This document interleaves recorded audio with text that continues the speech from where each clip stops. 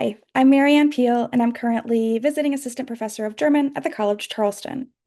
I completed my dissertation entitled Self-Made Royalty, Celebrity in German Literature at the University of Illinois at Chicago in 2023.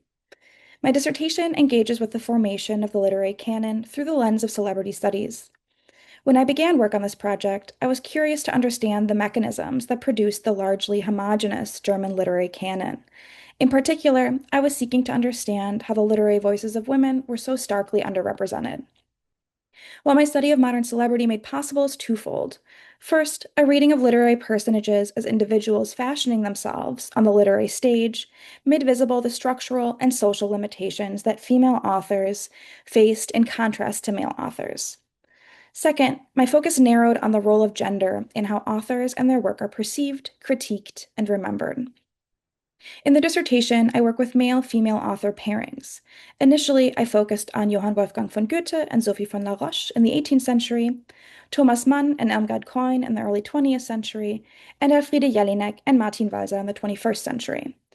I chose these time periods and author pairings as their literary careers aligned with major way stations in the development of modern celebrity. Since completing the dissertation, I have also been working on a 19th century chapter where I read together the literary careers of Rahel Varnhagen and Heinrich Heine.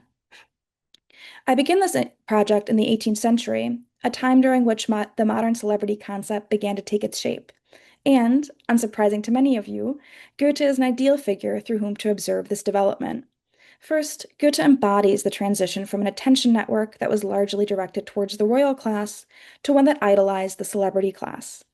This transitory moment is particularly observable when Goethe, lauded for his literary genius, symbolically joins the royal class when he becomes a von Goethe. The ability to earn the aristocratic title through artistic achievement demonstrates that royal blood was no longer a prerequisite for joining the elite class. The highly gendered genius moniker, however, functioned as much to raise artists like Goethe to the elite classes as it did to further marginalize female artistic production. For instance, Goethe's contemporary Sophie von La Roche was, as I argue, not fully recognized for her influence on the development of the German epistolary novel due to the perceived inability for women to produce literary work that was not derivative.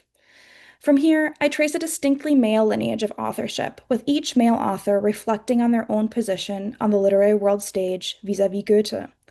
What becomes clear is that Heine, Mann, and Walser benefit from the prestige of the literary lineage to which they are implicitly or explicitly associated. For the female authors, there is no such legacy into which they can imagine or write themselves. Instead, Varnhagen, Keun, and Jelinek confront a literary market that marginalizes and devalues their work, in many cases engaging still in the exclusionary practices and sexist preconceptions that contributed to the suppression of La Roche's influence since the 18th century. Looking forward, my analytical model has the potential to further demystify the challenges faced by authors that do not have the benefit of fitting into the masculine and overwhelmingly white literary lineage that has dominated the literary canon, and opens new possibilities to identify previously obscured, yet equally viable, alternative literary genealogies.